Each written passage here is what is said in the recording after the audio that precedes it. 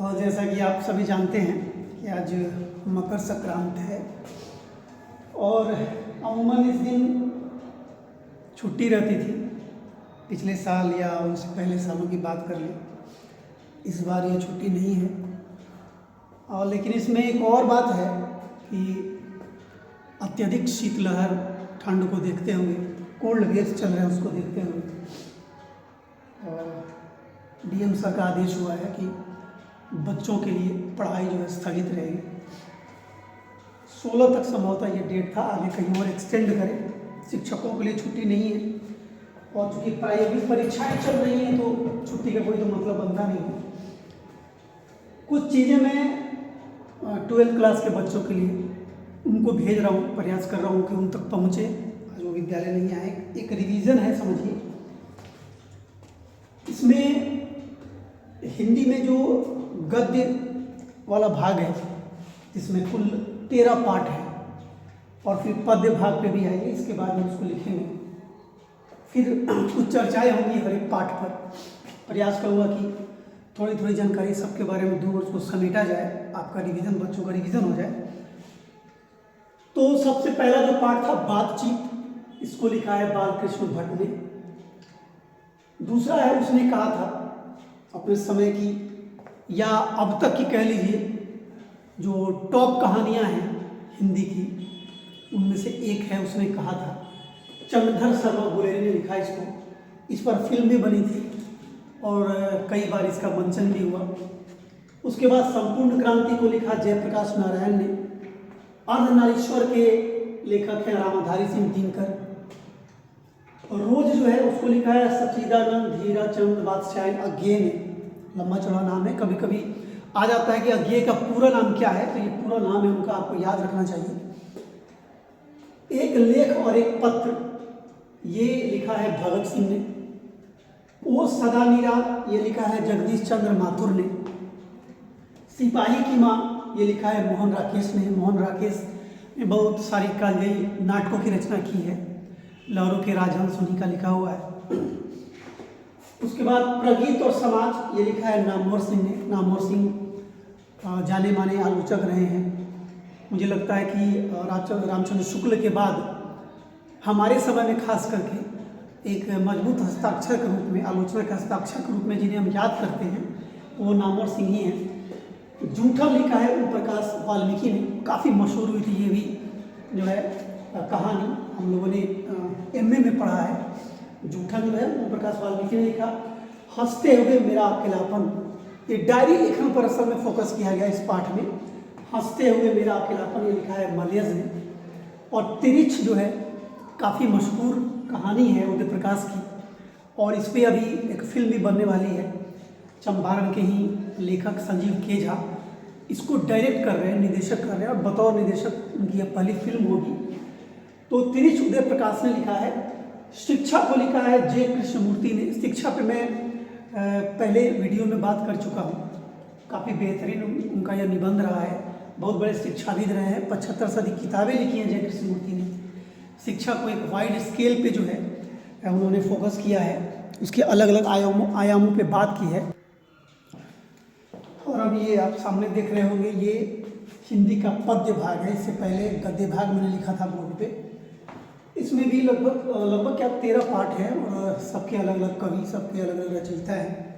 दोनों मिला के 4 से 5 नंबर का बोर्ड में आपका सवाल पक्का रहेगा अगर आप इसको देख लेते हैं, इसकी तैयारी कर लेते हैं। जैसे कड़बक है, इसको लिखा है मलिक मोहम्मद जैसी ने। मलिक मोहम्मद जैसी जो है वो हिंदी के तब के कवियों में से हैं जब हिंदी की प्रारंभिक शुरुआत हुई थी। कड़बक लिखा है मलिक मोहम्मद जैसी ने। सूफी कवि थे असल में, ये कृष्ण भक्त कवि भी थे। 2 तरह के पद्य हैं, एक पद्य को सूरदास ने लिखा है, एक पद्य को तुलसीदास ने लिखा है। दोनों पे हम लोग बात करेंगे अगर समय मिला तो। छप्पा लिखा है नाभादास ने। कवित लिखा है भूषण ने। तुमुल कोलाहल कला में, ये जयशंकर प्रसाद की रचना है। पुत्र वियोग लिखा है सुभद्रा कुमारी चौहान ने। उषा शमशेर बहादुर सिंह द्वारा रचित है। जनजन का चेहरा एक को लिखा है गजानन माधव मुक्तिबोध ने। सीधे मुक्तिबोध भी आप याद कर सकते हैं, लेकिन कभी कभी पूरा नाम लिखने को आ जाता है। अंधेरे में मुक्ति बोध की रचना है। चांद का मुंह टेढ़ा है बहुत प्रसिद्ध कविता रही है। अधिनायक को लिखा है रघुवीर सहाय ने। प्यारे नन्हे बेटे को, ये विनोद कुमार शुक्ल की रचना है। विनोद कुमार शुक्ल की एक रचना मछली भी है, बहुत प्यारी कहानी है वो। हार जीत लिखा है अशोक वाजपेयी ने। और गांव का घर ज्ञानेंद्र पति ने लिखा है। ये 13 पद्य हैं, 13 गद्य मैंने इससे पहले लिखा था। दोनों मिला के 26 पाठ हैं उनके लेखक। इनको अगर आप कंठागर कर लेते हैं दोनों तरफ से, जैसे अशोक वाजपेयी की लिखी हुई इनमें से कौन रचना है, अगर ऐसे भी आ जाए तो आपको ध्यान रखना चाहिए कि हार जीत हो, तो दोनों तरह से याद करना है। तो अशोक वाजपेयी की रचना कौन, हार जीत किसने लिखा, अशोक वाजपेयी ने। इस तरह से अगर ढंग से आप उसको याद कर लेते हैं, बार बार लिख के रिवाइज करते हैं, समय आपके पास बिल्कुल नहीं है, तो 4 से 5 नंबर कम से कम इसमें से आने वाले हैं हर हाल में। बोर्ड की परीक्षा होगी, आप अपना सवाल मिला लीजिएगा, इसमें से वो पक्का रहेगा। उम्मीद करता हूँ आप इसको याद कर लेंगे। आज मकर संक्रांत है, एक अच्छा सा काम शुरुआत करिए, फिर से रिवीजन। अब देखिए जो पहला पाठ है गद्य का, अगर हम बात करते हैं, बातचीत नाम है उसका, जिसको बालकृष्ण भट्ट ने लिखा है। असल में वो एक निबंध है और बालकृष्ण भट्ट को हम लोग हिंदी प्रदीप जो उनकी पत्रिका निकलती थी उसको लेकर के ज़्यादा याद करते हैं। तो एक बड़ा ही बेहतरीन उन्होंने निबंध लिखा है बातचीत, जिसमें उन्होंने बताया है कि हमें कि बातचीत का तरीका क्या होना चाहिए, कैसे आदमी बातचीत करता है, उसमें कैसी भाषा इस्तेमाल होनी चाहिए, इस बारे में उन्होंने लिखा है। और हिंदी प्रदीप अगर पूछेगा कि पत्रिका किसने लिखा, तो आप कह सकते हैं कि बालकृष्ण भट्ट ने लिखा। असल में यूरोप में आर्ट ऑफ कन्वर्सेशन का उन्होंने उदाहरण दिया है और उस उदाहरण के मार्फत उन्होंने बातचीत के महत्व को समझाया इस पाठ में, कि अगर वाक शक्ति इंसान में नहीं होती तो क्या होता, हम अपनी बातों को पूरी तन्मयता से नहीं रख पाते, अपनी भावनाओं को पूरी तरह से व्यक्त नहीं कर पाते। बातचीत में उन्होंने ये कहने का प्रयास किया है। और ये निबंध जो है वर्णनात्मक प्रकृति का है, ये भी पूछे तो आप बता सकते हैं। जो दूसरा पाठ है उसने कहा था, काफ़ी मशहूर कहानी है चंद्रधर शर्मा गुलेरी की, और कहते हैं कि हिंदी साहित्य की सर्वाधिक सशक्त कहानियों में एक है। उसने कहा था, इसके आपको कुछ पात्रों के नाम भी याद रखने हैं। जैसे लहना सिंह कौन था, लहना सिंह था रेजिमेंट का जवान। हजारा सिंह कौन था, रेजिमेंट का सूबेदार था।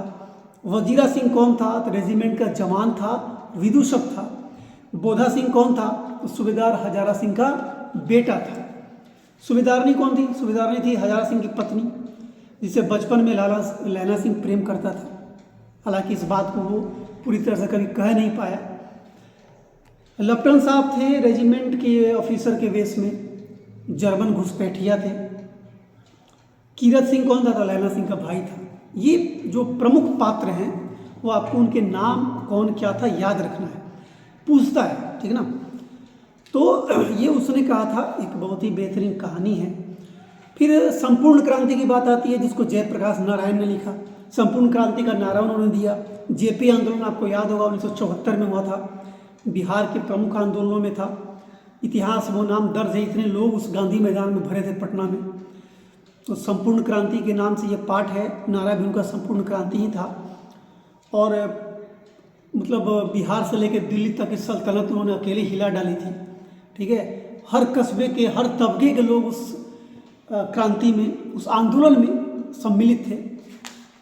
इसमें उन्होंने जो भी क्या कहें उसको, अफसरशाही कह लीजिए, नेताओं की जो मानसिकता बदलने लगी थी, लोग अपना घर अपना पॉकेट भरने लगे थे, जनतंत्र का गला घोटा जाने लगा था। और ये जब एक लगता कि दायरा पार कर गया, तो जयप्रकाश नारायण ने आंदोलन का शंखनाद किया था। उसके बाद जो है जो आपका अगला पाठ है अर्धनारीश्वर, जिसको लिखा है रामधारी सिंह दिनकर ने। रामधारी सिंह दिनकर ने कई कालजयी रचनाएं की हैं। छायावादोत्तर हिंदी साहित्य के दौर में अगर कोई सबसे प्रभावी रचनाकार हुआ है तो उनमें से एक दिनकर हुए हैं। वे मूलतः राष्ट्रीय चेतना के कवियों की श्रेणी में आते हैं। पूछ देगा कि इनमें से कौन राष्ट्रीय चेतना के कवि हैं, तो दिनकर है। दिनकर की कौन सी रचना हमें पढ़नी है 12th में, अर्धनारीश्वर पढ़नी है, याद रखिएगा। उन्होंने जो है काफ़ी सारे एग्जाम्पल दे करके बताया है, नारियों के महत्व को भी उजागर किया है। कहा कि जिस पुरुष में नारीत्व नहीं है वो अपूर्ण है। ये बात कह कर के असल में वो चाह रहे हैं कि इंसान में भी, मतलब पुरुष में भी जो है सृजन, कल्याण, शांति, कला, ये सब होनी चाहिए। जो नारियों की विशेषता है ये गुण उसमें होना चाहिए, तभी वो पूर्ण हो पाता है। अपने इस निबंध के माध्यम से उन्होंने ये बताने की कोशिश की है। उसके बाद आपको पांचवा जो पाठ है रोज है, जिसको अज्ञे ने लिखा है। मैंने कहा भी था कि उनका नाम सच्चिदानंद हीरानंद वात्स्यायन अज्ञे था, कभी कभी पूरा नाम पूछ देता है। रोज जो है ये कहानी है सब, ठीक है। इसमें लेखक ही कथावाचक है और पात्र भी लेखक ही हैं। मालती और कथावाचक के बीच दूर के भाई बहन का रिश्ता है। एक किरदार इसमें मालती है जो लेखक की बहन है, कथावाचक की बहन है, दूर के भाई बहन का रिश्ता है, लेकिन साहचर्य जनित राग भी है, काफ़ी अपनापन है, ठीक है ना। मतलब प्रेम और अपनापन के बीच एक महीन धागा अगर खींच लीजिए, महीन धागा ला के रख दीजिए दोनों को दूरी बनाने के लिए, तो ये रिश्ता उनमें है, उस भाई बहन में भी। तो मालती जो है उसके बारे में उन्होंने लिखा है, मालती की जो जीवन में क्या क्या बीता है, किस तरह से उसे कुछ परेशानियां, संघर्षों का सामना करना पड़ा है, तो इन सब को रोज में उन्होंने बताया है।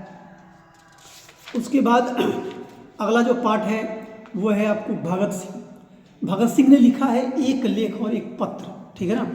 असल में एक पत्री है, उनके पत्र को इसमें बताया गया है और पत्र के माध्यम से ये जानने हम लोग को मतलब जानने को मिल रहा है कि भगत सिंह किस तरह से थे, कैसे आज़ादी चाहते थे अपने देश के लिए, आज़ादी के पीछे दीवाने थे, किस तरह से उन्होंने अपने देश के लिए अपने जान की परवाह नहीं की, और कितना जो है उनमें क्या कहें इसको निडरता था भरा हुआ। एक कम उम्र के लड़के में उतनी निडरता जो है देखने को नहीं मिलेगी आपको, जो भगत सिंह में देखने को मिलती है। ये तमाम चीज़ें उसमें जो है भगत सिंह ने अपने पत्र के माध्यम से जो लिखा है वो भी काफ़ी जो है मतलब क्या कहें हृदय को उद्वेलित करने वाला है। हालांकि वो पंजाब के संपन्न किसान परिवार से थे, लेकिन संपन्नता के मद में खोने की बजाय उन्होंने अपनी पिछली पीढ़ियों से देश प्रेम की भावना को आत्मसात किया था। बहुत बड़ी बात है ये। लोग जो है जहाँ पे क्या कहें इसको विलासी जीवन जीने लगते हैं बहुत धनी मनी के बच्चे, वहाँ पे भगत सिंह ने अपने पूर्वजों से देशभक्ति का सीख लिया, उसको आत्मसात किया था। तो इस तरह से जो पाठ है वो सदानीरा जगदीश चंद्र माथुर का लिखा हुआ है। इसमें असल में जगदीश चंद्र माथुर बिहार के प्रशासक थे,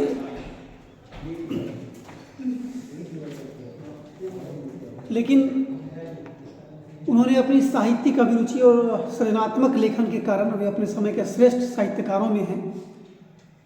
तो ये 15 जो 13 और 13 26 पाठ हैं, इसके अगर लेखकों को आप याद कर लेते हैं, उनकी कृतियों को याद कर लेते हैं, तो 5 से 6 नंबर आपको बोर्ड में आ जाएंगे निश्चित रूप से। और अगर उनका जन्म दिवस वगैरह भी याद कर लेते हैं तब तो और अच्छी बात है। कभी कभी ये भी आ जाता है कि दिनकर ने कौन कौन सी रचनाएं की हैं। आपने जो याद किया उनके अलावा जो उन्होंने रचनाएं की हैं, चाहे वो उर्वशी हो या और भी बहुत सारी रचनाएं उनकी, तो ये सब भी पूछता है कुछ डीप अंदर जा कर के 4-5 नंबर का। मतलब केवल लेखक, उनकी कृतियाँ, उनका जन्म दिवस से रिलेटेड लगभग 10 सवाल रहते हैं ऑब्जेक्टिव, बाकी ग्रामर तो रहता ही है। तो चलिए, उम्मीद है कि आज छुट्टी के दिन में भी आप घर पे पढ़ रहे होंगे और आपकी बोर्ड की परीक्षाएं काफ़ी करीब हैं। तो मैं आपसे निवेदन करूंगा कि आप अपना एक भी मिनट वक्त जाया मत जाने दें। ये परीक्षा दोबारा लौट के नहीं आएगा और कोई नहीं चाहेगा कि परीक्षा दोबारा लौट के आए। कौन चाहता है कि मैं फेल कर जाऊं, परीक्षा बार बार देना पड़े? कोई नहीं चाहता है। भले हम लोग कहते हैं कि अरे क्या हो गया, फेल कर गए तो अगले बार देंगे, ये सब कहने की बातें हैं। वो जब होगा तब देखा जाएगा। फिलहाल आपको अपनी पूरी ताकत झोंक देनी है और ठंड से बच के भी रहना है। बाहर जाएं तो कान जो है ढक के रहें, ये सब ध्यान देना है। चलिए फिर अगले क्लास में मिलते हैं। जब तक आप नहीं आएंगे आपके लिए मैं कुछ कुछ बना कर भेजता रहूँगा। अगर आपको वक्त मिलेगा तो आप उसे देखिएगा, अगर फ़ायदा हो तो ठीक है, नहीं हो तो मेरा तो फ़ायदा है, आपको पढ़ाने में मेरा रिवीजन हो जाता है। चलिए फिर इजाज़त दीजिए, धन्यवाद।